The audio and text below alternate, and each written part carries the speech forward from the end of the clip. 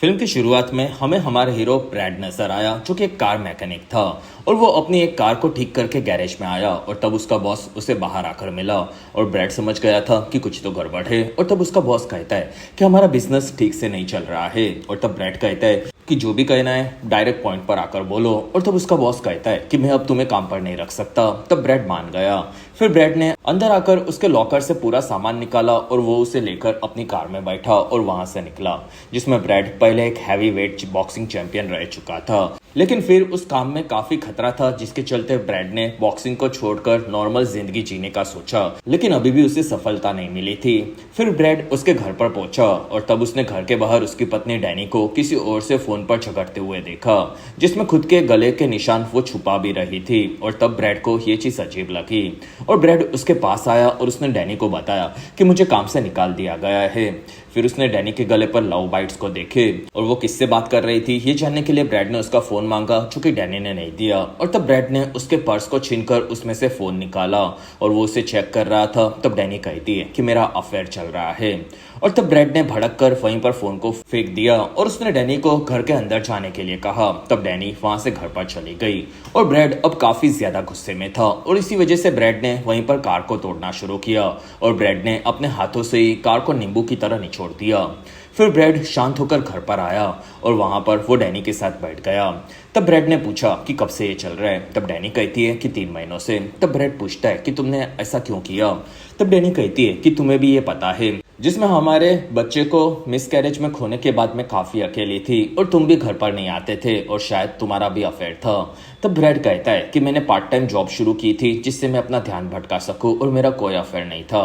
तब डैनी कहती है कि मुझे माफ कर दो, लेकिन तुम मुझसे बात भी नहीं कर रहे थे और इसी वजह से मैं काफी अकेली हो चुकी थी और इसी बीच मुझे वो लड़का मिला और वो मेरा सहारा बन गया, लेकिन आज के बाद ऐसा कभी नहीं होगा। और तब ब्रैड को एहसास हुआ कि ये कहीं ना कहीं उन दोनों की गलती है, इसलिए ब्रैड ने अब उन्हें फिर से नई शुरुआत करनी होगी ये बताया और वो लोग फिर से बच्चा ट्राई करना चाहते थे। और तब डैनी कहती है कि मैं कोई खास कमा नहीं रही हूँ और तुम्हें भी काम से निकाल दिया गया है, तो हम लोग ऐसे बच्चे नहीं कर सकते। और तब ब्रैड कहता है कि मैं मेरे दोस्त गिल के साथ काम करने वाला हूँ। तब डैनी कहती है कि मैं नहीं चाहती कि तुम ड्रग्स को बेचो।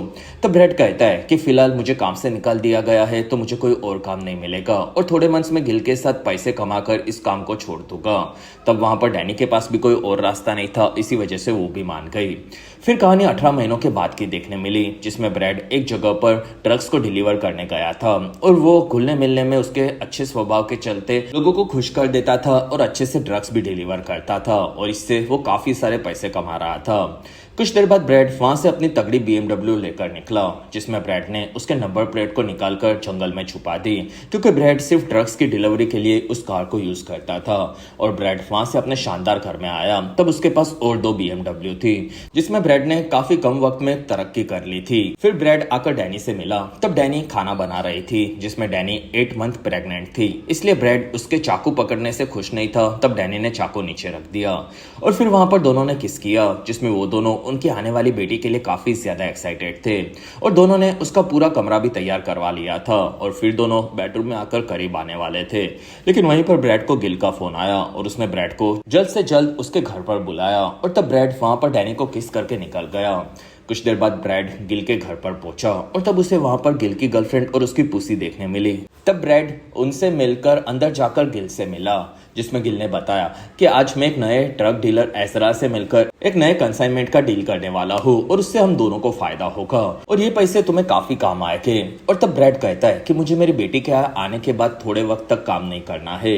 वहीं पर एजरा उसके 2 साथी पेड्रो और टॉमी को लेकर आया और फिर ब्रैड और गिल वो उनसे मिले। तब गिल ने बताया कि ब्रैड मेरा सबसे खास आदमी है और तब एजरा ने बताया कि रात को ब्रैड को उसके 2 आदमियों के साथ जाकर कंसाइनमेंट को लाना होगा और तब ब्रैड ने मना कर दिया, क्योंकि पेड्रो और टॉमी दोनों ड्रग एडिक्ट दिखते थे। और तब एजरा कहता है कि दोनों ने अभी अभी वो करना छोड़ दिया है। और वहीं पर गिल ब्रैड को कहता है कि तुम भी तो कभी कभी दारू पीते हो, जिसमें हमारे धंधे में ये कोई बड़ी बात नहीं है, साथ ही हमें इस डील से फायदा होगा और अगर ये डील हो गई तो मैं तुम्हारी बेटी के आने के बाद तुम्हें 3 महीनों की पूरी छुट्टी दूंगा। और तब वहां पर ब्रैड ये सुनकर मान गया और फिर वो एजरा को कहता है कि मैं इनके साथ जाऊंगा, लेकिन इन्हें मेरा हर एक ऑर्डर मानना होगा। और तब वहां पर टॉमी और पेड्रो मान गए और गिल और एजरा ने इस डील को कंप्लीट कर ली। रात होने पर ब्रैड डैनी के साथ सोया था और फिर वो उसे बाय बोलकर अपने काम पर जाने निकला, जिसमें वो टॉमी और पेड्रो के साथ एक डॉक पर आया और वहां पर ब्रैड ने दोनों को गिल की बोट दिखाई जो कि उन्हें काफी पसंद आई और तीनों बोट में बैठकर पानी के बीचों बीच गए, जिसमें ब्रैड ने सही लोकेशन पर बलून्स देखे और वहीं पर बोट को रोक दिया और फिर उसने पेड्रो और टॉमी को आगे बढ़ने के लिए कहा। तब टॉमी ने स्विमिंग सूट पहना और वो पानी में नीचे कूद पड़ा, जिसमें उनका कंसाइनमेंट पानी में नीचे बंधा हुआ था जो कि उन्होंने वहां से आजाद करके ऊपर लाया और फिर बोट में आकर उसे चेक किया गया, जिसमें उस बॉक्स के अंदर काफी सारे ड्रग्स थे और उसे लेकर वापस तीनों किनारे पर आए, जिसमें सारा माल निकाल कर तीनों निकल रहे थे। और तब ब्रैड ने उसका बैग पानी में फेंका और दोनों को सभी बैग्स को वहीं पर रखने के लिए कहा, जिसमें वो लोग उसे बाद में लेकर जाने वाले थे। और तब दोनों ने मना कर दिया और वो दोनों ब्रैड को पीटने लगे और फिर वो उनके बैग्स लेकर वहां से निकले। तब ब्रैड ने खुद को संभाला और वो भी उनके पीछे जा रहा था। तब उसने देखा कि वहां पर पुलिस आ चुकी थी और गन फायरिंग शुरू हो चुकी थी। तब ब्रैड वहां से निकलने लगा, जिसमें वो इस चीज से आसानी से बच सकता था, लेकिन अचानक से ब्रैड के अंदर की देशभक्ति जग गई और फिर उसने आकर वहां पर टॉमी को गोली मारी और तब वो ऑफिसर के सामने गिरा और वहां पर ऑफिसर्स ने उसके सर में गोली मारकर उसे वहीं पर खत्म कर दिया। फिर ब्रैड आगे फिर से बढ़ा और उसने पेड्रो को गोली मारकर उसे घायल किया। फिर उसने पीटकर उसे वहीं पर नीचे गिरा दिया और उसने खुद को कानून के हवाले कर दिया और तब ऑफिसर्स ने वहीं पर उसे अरेस्ट किया। और अगर आप अभी तक इस वीडियो को एंजॉय कर रहे हो तो प्लीज इस वीडियो को लाइक, कमेंट और शेयर, साथ ही चैनल को सब्सक्राइब जरूर करें। और इस वीडियो पर मेरा 1000 लाइक्स का टारगेट आपको कैसे भी खत्म करना होगा। कुछ देर बाद हमें ब्रैड जेल के अंदर नजर आया और तब उसका वकील आकर उससे मिला और वो कहता है कि मैंने तुम्हारी पूरी वीडियो फुटेजेस देखी, जिसमें तुम काफी अजीब किस्म के मुजरिम हो और तुमने अपने आदमियों को धोखा दिया। तब ब्रैड कहता है कि मैं उन लोगों को नहीं जानता और तब वकील कहता है कि हमने उन लोगों को तुम्हारे साथ बोट में जाते हुए देखा था और फिर भी तुमने उन्हें रोककर ऑफिसर्स की जान बचाई थी, इसलिए तुम्हारी सजा सालों की जगह पर चंद महीनों की मैं करवा सकता हूँ, लेकिन उसके लिए मुझे तुम्हारे बॉस का नाम चाहिए। और तब ब्रैड कहता है कि मेरा कोई बॉस नहीं है, जिसमें उन लोगों ने मुझे गन पॉइंट पर पकड़ कर रखा था। तब वकील कहता है कि मुझे तुम्हारे काम के बारे में, साथ ही तुम्हारी बीवी और आने वाले बच्चे के बारे में सब पता है, तो अच्छा होगा कि तुम अपने बॉस का नाम दे दो। लेकिन वहां पर ब्रैड ने अपने दोस्त गिल को नहीं फंसाने का डिसाइड किया और तब वो वकील वहां से भड़क कर निकला। अगले दिन ब्रैड से मिलने के लिए उसकी पत्नी डैनी आई और तब दोनों मिलकर काफी खुश थे। फिर ब्रैड कहता है कि मुझे थोड़े सालों की सजा होगी, जो कि 3 से 5 साल होंगे, और उसके बाद मैं वापस आ जाऊंगा। तब डैनी कहती है कि मैं हमारी बेटी के साथ तुमसे मिलने आती रहूंगी। तब ब्रैड ने मना किया क्योंकि वो अपनी बेटी से पहली बार जेल में नहीं मिलना चाहता था। तब डैनी अपने पति के लिए काफी ज्यादा दुखी हुई और उसने वादा किया कि वो कभी भी फिर से उसे चीट नहीं करेगी और तब ब्रैड ये सुनकर खुश हुआ। 2 हफ्तों के बाद ब्रैड को कोर्ट में लाया गया। जज ने ब्रैड को 7 सालों की सजा दी। तब ब्रैड ये सुनकर थोड़ा सा नाराज हुआ और वहां से ब्रैड को छोटे कैदियों की एक जेल में भेजा गया और तब वहां पर ब्रैड आकर उसके सामान को जमा करवा रहा था और तब ऑफिसर ने उसकी रिंग को भी देने के लिए कहा। तब ब्रैड ने मना कर दिया, लेकिन ऑफिसर नहीं माना और तब ब्रैड ने वहां पर रिंग को रखी और बॉक्स को काफी जोर से पटका और तब उस ऑफिसर का बच्चों वाला ईगो हर्ट हो गया और उसने ब्रैड को फिर से लाइन में सबसे लास्ट छोड़ा और फिर ब्रैड पूरी लाइन लगाकर वापस आया और तब ऑफिसर्स ने वहां पर उसका सामान लिया।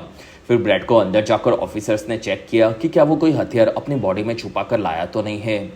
कुछ देर बाद ब्रैड पूरी तरह से तैयार था और तब उसे चैड नाम का एक दूसरा कैदी मिला, जो कि वहां पर नए कैदियों को जेल के बारे में बताता था, जिसमें ये जेल पूरी तरह से एक सुधार केंद्र की तरह थी, जिसमें छोटे मोटे क्राइम्स करने वाले कैदियों को भेजा जाता था। फिर दोनों आकर एंड्रे नाम के ऑफिसर से मिले, जिसमें एंड्रे ब्रैड के कैद के बाहर चौकी करता था और एंड्रे ने वहां पर ब्रैड को रूल समझाया, जिसमें उनका बजर बजेगा तब उसे बाहर आना होगा और अगर वो नहीं आया तो उसे सजा मिलेगी। साथ ही वो ब्रैड को देखकर समझ गया था कि वो बॉक्सर है। तब ब्रैड कहता है कि हाँ और तब एंड्रे कहता है कि यहाँ पर बाकी बॉक्सर्स के साथ तुम ट्रेनिंग करने के लिए जरूर आना और तब ब्रैड ने मना कर दिया क्योंकि वो बॉक्सिंग छोड़ चुका था।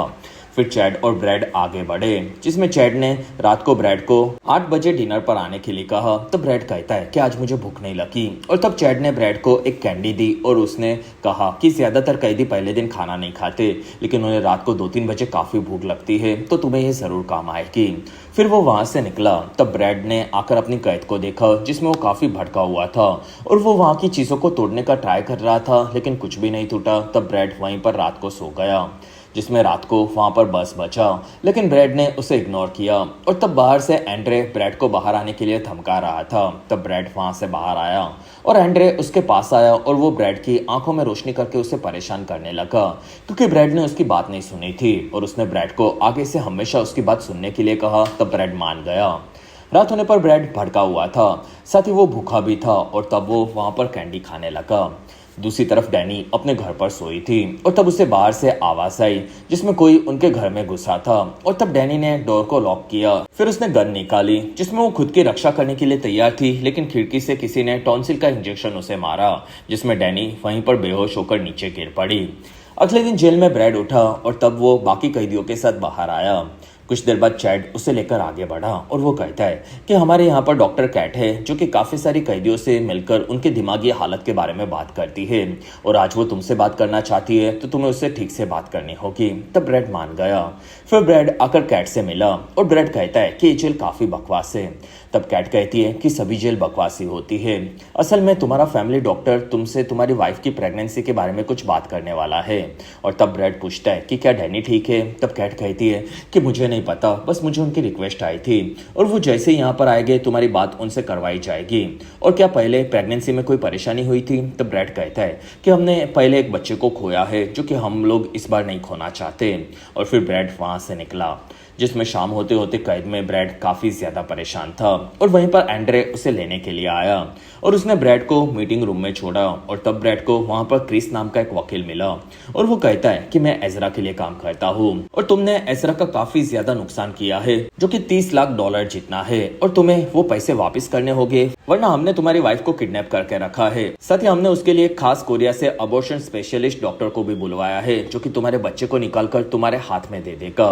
तब ब्रैड कहता है कि मैं जेल में हूँ और मैं तुम्हें पैसे नहीं दे सकता। तब क्रिस कहता है कि एजरा को जेल में क्रिस्टोफर रीव्स नाम के एक आदमी को मरवाना है जो कि रेडक्लिफ नाम की जेल में 99 नंबर के सेल के अंदर कैद है, तो अगर तुम उसे मार दोगे तो हम तुम्हारी पत्नी को छोड़ देंगे। तब ब्रैड कहता है कि मैं रेडक्लिफ जेल में नहीं हूँ तो मैं वहां पर जाकर उसे कैसे मार सकता हूँ। तब क्रिस कहता है कि तुम अगर कोई बड़ा क्राइम करोगे तो तुम्हें उसी जेल में ट्रांसफर करवा दिया जाएगा और तुम्हें आगे पता है कि तुम्हें क्या करना है, तो तुम अभी ये चीजें डिसाइड करो। और तब ब्रैड ने उसकी पत्नी को बचाने के लिए क्रिस्टोफर रीव्स को कैद में जाकर मारने का डिसाइड किया। कुछ देर बाद एंड्रे ब्रैड को वापस लेकर जा रहा था। तब एंड्रे ने ब्रैड को उसके बॉक्सिंग क्लब में प्रैक्टिस में आने के लिए कहा और तब ब्रैड ने अपना जूता निकाला और वो एंड्रे को मारने लगा।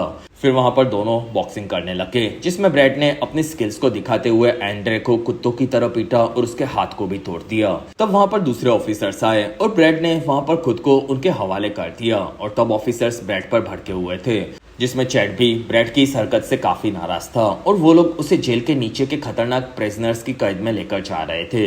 लेकिन ब्रैड को असल में रेडक्लिफ जेल में जाना था जहां पर स्टेट के सबसे खतरनाक कैदी होते हैं, इसलिए ब्रैड ने वहां पर उन सभी ऑफिसर्स को पकड़कर फिर से पीटना शुरू किया। और तब एक ऑफिसर ने ब्रैड की आंखों में स्प्रे मारकर उसे शॉक दिया।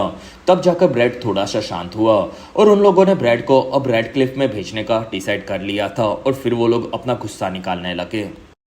कुछ देर बाद ब्रैड अपने टूटे हुए टकले के साथ रेडक्लिफ जाने के लिए निकला और तब उसका स्वागत करने के लिए वहां के जेलर माइक आए थे और फिर उसने पूछा कि इसने कितने ऑफिसर्स को पीटा। तब ऑफिसर कहता है कि 2 हॉस्पिटल में है और 2 काफी बुरी हालत में घायल है। तब माइक कहता है कि मैं इसका ध्यान अच्छे से रखूंगा।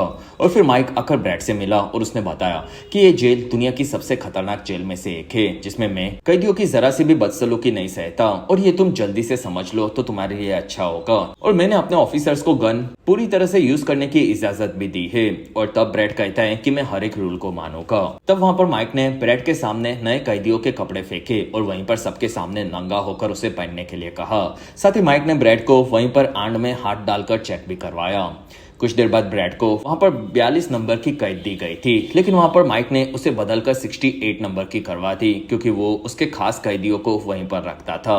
फिर ब्रैड को 68 नंबर की कैद में भेजा गया। तब ब्रैड ने देखा कि वहां पर कमोड के अंदर ऊपर तक पोटी भरी पड़ी थी और फिर वहां पर ऑफिसर्स ने ब्रैड को बताया कि तुम्हें यहाँ पर 2 हफ्तों तक रखा जाएगा और अगर तुमने कुछ उल्टा सीधा नहीं किया तो तुम्हें दूसरी कैद में डाला जाएगा, वरना तुम्हें यहीं पर रहना होगा।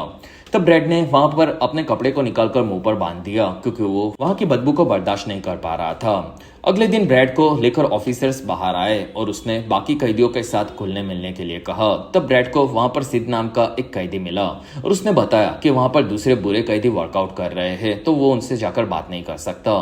तब ब्रैड ने पूछा कि यहाँ पर क्रिस्टोफर रीव्स उनमें से कौन है। तब सिड कहता है कि यहाँ पर इस नाम का कोई भी कैदी नहीं है और ना ही मैंने पहले ये नाम कभी भी सुना है। तब ब्रैड ने उससे 99 नंबर के सेल के बारे में पूछा। तब सिड कहता है कि वो इस जेल के नीचे है जिसमें वहां पर चाइल्ड मोलेस्टर, रेपिस्ट या फिर सबसे खूंखार कैदियों को रखा जाता है। तब ब्रैड वहां से आगे बढ़ा और वो बाकी खूंखार कैदियों से बात करके उन्हें चिढ़ाने लगा, जिसमें वहां पर मार्क नाम के एक कैदी से उसकी लड़ाई हो गई और ब्रैड ने मार्क के साथ उसके साथियों को पकड़कर काफी ज्यादा पीटा और तब ऑफिसर्स ने उन पर गोलियां चलाकर उन्हें शांत होने के लिए कहा और तब ब्रैड फिर से सेल्फ डिफेंस में दूसरे कैदियों को पीटने लगा और उसने सबकी हड्डियां तोड़ दी। वहीं पर ऑफिसर्स आए, तब ब्रैड ने उन ऑफिसर्स को भी पीटा और तब माइक ने आकर ब्रैड को गन पॉइंट पर पकड़ लिया और वो अब उसे नीचे सबसे खतरनाक 99 नंबर के सेल में डालने वाला था। फिर माइक वहां से कैद में ब्रैड को लेकर जाने के लिए निकला, जिसमें ब्रैड को सबसे पहले सीढ़ियों से नीचे फेंक दिया गया और तब वो एक कमरे में आकर गिरा और ब्रैड को एक खास बैंड पेट पर पहनाई गई और फिर माइक ने उस बैंड से ब्रैड को काफी बड़े बड़े शॉक के झटके दिए और कहा कि मैंने पिछले 25 सालों में सबसे बड़े और खतरनाक कैदियों को भी सुधारा है। फिर वहां पर ब्रैड को एक कैद में डाला गया और वहां पर माइक उसे शॉक देकर निकल गया और तब ब्रैड वहां पर आकर बेड पर बैठ गया, जिसमें वहीं पर ब्रैड ने देखा कि सामने वाला कैदी उसे देख रहा था और तब ब्रैड ने उन सभी को पूछा कि क्रिस्टोफर रीव्स यहाँ पर कौन है और तब उसके सामने वाले कैदी ने बताया कि इस नाम का यहाँ पर कोई भी कैदी नहीं है। तब ये सुनकर ब्रैड वहां पर कंफ्यूज था और वहीं पर ऑफिसर्स आकर ब्रैड को शॉक देने लगे और फिर उसने बताया कि तुमसे मिलने के लिए तुम्हारा एक खास दोस्त आया है। तब ब्रैड ये सुनकर चौंक गया और वहां पर मेहू नाम के एक ऑफिसर ने ब्रैड को बाहर निकाला और उसे शॉक देकर उसकी अकड़ दिखाई, क्योंकि ब्रैड ने उसे पहले पीटा था। और फिर वो ब्रैड को ऊपर एक कमरे में लाया और तब वहां पर ब्रैड को एजरा के साथ पेड्रो और मार्क मिले और ब्रैड उन्हें वहां पर देखकर चौंक गया। तब एजरा ने ब्रैड को काफी ज्यादा शॉक दिया और वो कहता है कि तुमने मेरा पैसों का नुकसान किया था, उसे तो मैं छोड़ देता, लेकिन तुमने टॉमी को मरवा दिया जो कि मेरी बहन का पति था और इसलिए तुम्हें अब सजा मिलेगी। और ब्रैड को वो और ज्यादा शॉक देने लगा और वहीं पर पेड्रो आकर ब्रैड से उसका बदला लेना शुरू करने लगा और तब एजरा ने ब्रैड को डैनी का फोटो दिखाया जिसे उसने कैद करके रखा था और फिर एजरा ब्रैड को तड़पाने लगा और वो कहता है कि अगर तुमने मेरे एक भी आदमी को मारा तो मैं डॉक्टर से तुम्हारा बच्चा निकलवा कर यहाँ पर तुम्हारे हाथ में भिजवा दूंगा और मुझे पता है कि तुम अपने बच्चे के लिए यहाँ तक आ जाओगे, जिसमें इस जगह पर मेरा राज चलता है और अब मैं तुम्हें यहाँ पर अपने हिसाब से रोज सजा दूंगा। और फिर पेड्रो ने ब्रैड को पीटा और वो लोग उसे सजा देने लगे। रात होने पर ब्रैड उसके सेल में उठा, तब उसकी हालत काफी ज्यादा खराब थी और तब उसे वहां पर मेहू ऐसे ही शॉक के झटके देता रहता था। फिर मेहू ने ब्रैड को खाना दिया, तब ब्रैड आराम से बैठकर उसे खाने लगा और वहां पर दूसरे कैदी ने उसे पूछा कि तुम यहाँ पर कैसे आए और तब ब्रैड कहता है कि मैंने ऑफिसर्स को काफी बुरी तरह से पीटा था। अगले दिन मेहू फिर से ब्रैड को लेने के लिए आया क्योंकि एजरा उससे मिलने आया था और तब ब्रैड बाहर आया और उसने वहां पर मेहू को पकड़कर मारना शुरू किया और उसने मेहू की गन भी तोड़ दी और उसने मेहू को सेल के अंदर कैद कर दिया और उसके साथी से वहां की सभी चाबियां मांगी।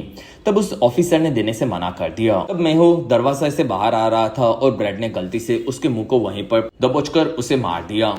तब दूसरे ऑफिसर ने ब्रैड को चाबियां दे दी और ब्रैड ने उसे भी सेल के अंदर कैद कर दिया और फिर ब्रैड वहां पर सभी बंधनों से आजाद हो गया और ऊपर एजरा ब्रैड का इंतजार कर रहा था और उसने अपने बॉडीगार्ड जॉन को ब्रैड को लाने के लिए भेजा, लेकिन तब तक ब्रैड वहां पर आ चुका था और वो जॉन से लड़ने लगा, जिसमें वो दोनों काफी तगड़े फाइटर थे। लेकिन फिर ब्रैड ने अपने गुस्से को निकाला और फिर जॉन को काफी ज्यादा पीटा और उसके मुंह को भी वहीं पर कुचल दिया।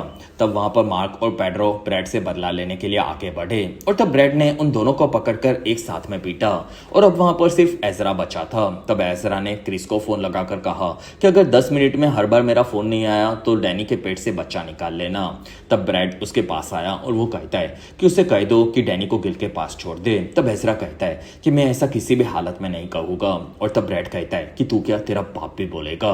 और फिर ब्रैड ने एजरा को मारना शुरू किया और ब्रैड ने उसका एक पैर तोड़ दिया और ब्रैड ने उससे फोन लिया। फिर उसने क्रिस को फोन लगाकर कहा कि एजरा को मैं चाइल्ड मोलेस्टर्स के कैदियों के बीच में आजाद करके छोड़ने वाला हूँ जो कि उसका काफी बुरी तरह से रेप करेंगे और वो जिंदगी भर इस चीज को याद रखेगा और अगर तुम ऐसा नहीं चाहते तो मेरी वाइफ को मेरे दोस्त गिल के पास छोड़ दो, बाकी की बातें मैं गिल से करूंगा। और तब वहां पर एजरा के कहने पर क्रिस ने उसकी बात मान ली और तब ब्रैड ने एजरा को भी बाकी ऑफिसर्स के साथ सेल के अंदर बंद कर दिया।